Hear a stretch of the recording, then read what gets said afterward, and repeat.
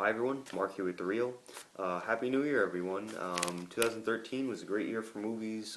We got some really good ones and per usual we got some really bad ones too. But I already made my top 10 best list of the year over on the Real Facebook page, the Real's Facebook page, as well as my top 10 worst of the year also posted on the Real's Facebook page. So you can go check that out.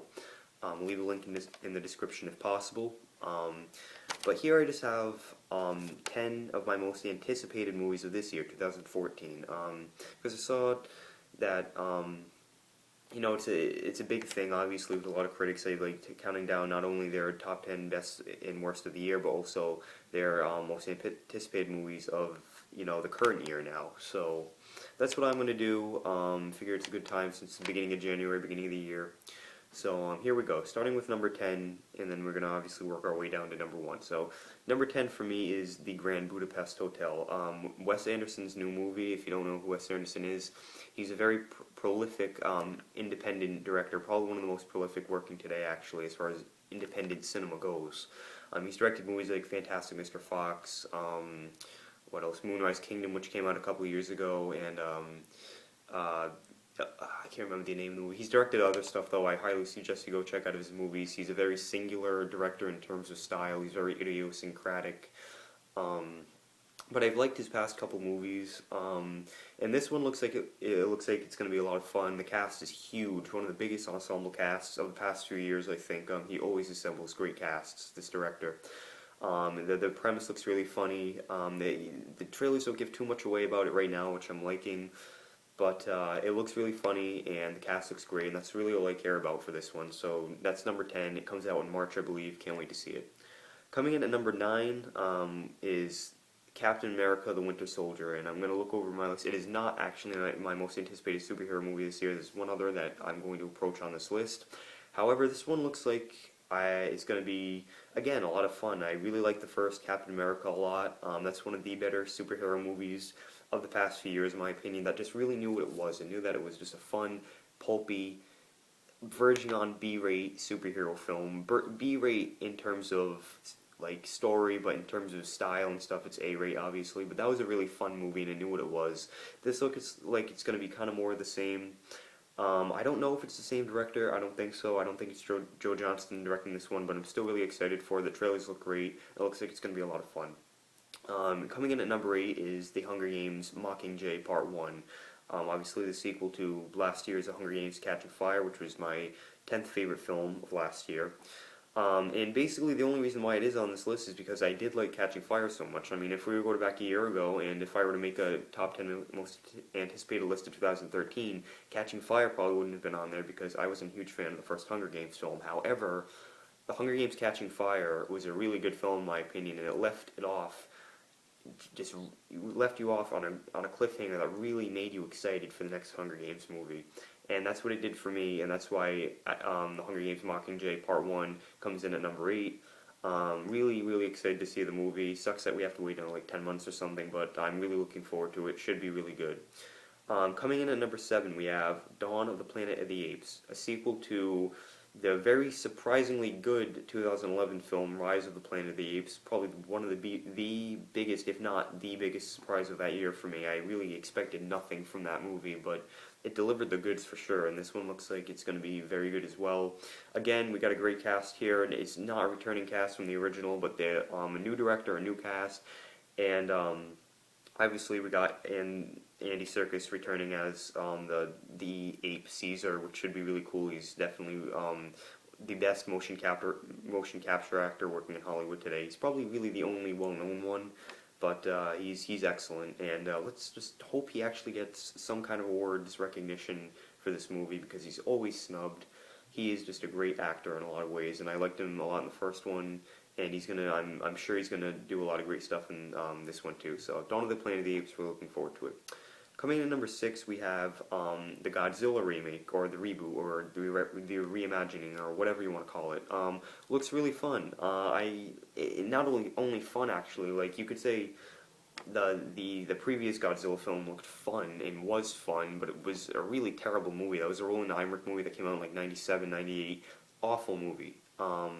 Definitely one of the director's worst, but luckily This looks like it's going to be a much darker version of Godzilla. It looks like it's going to be a much more legitimate film. It's not going to be winking at the audience so much, which is great.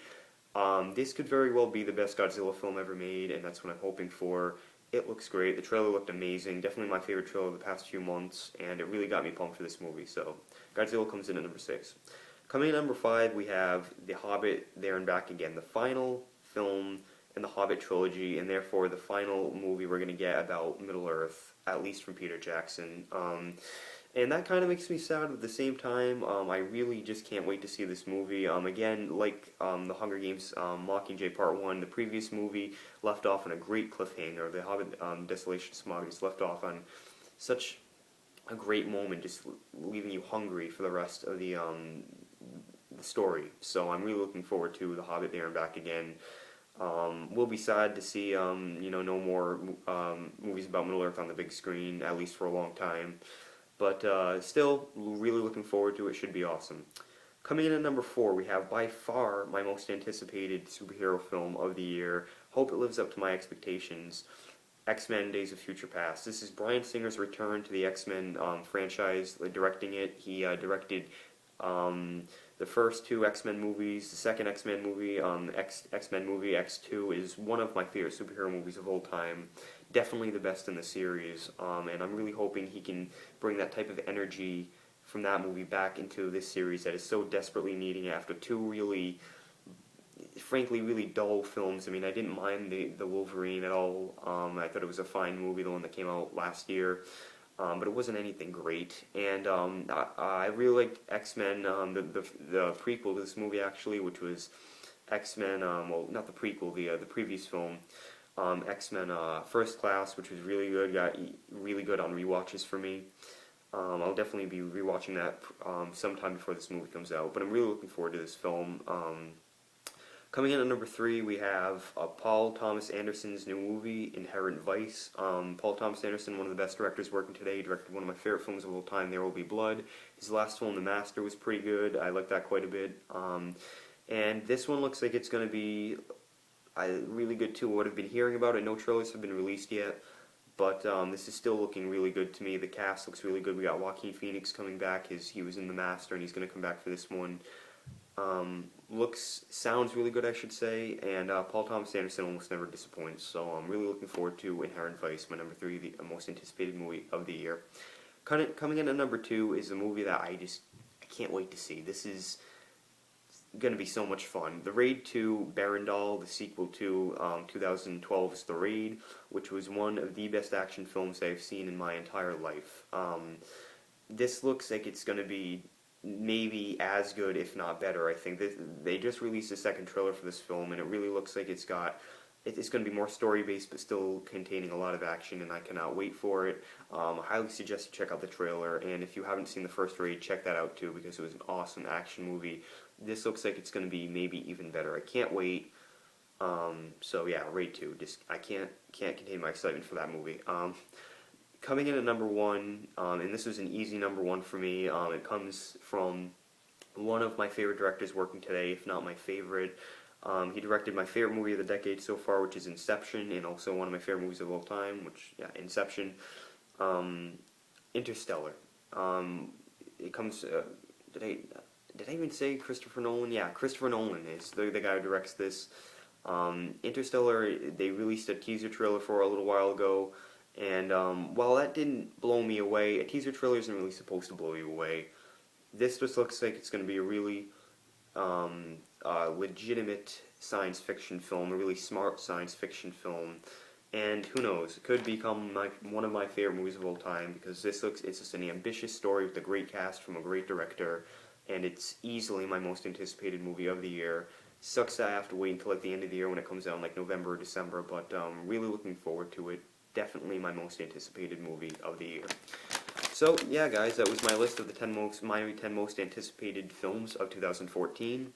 Write down in the comments below what your most anticipated movies of 2014 are. Like I said, you can check out my top 10 best and worst of the last year list on the Real Facebook page.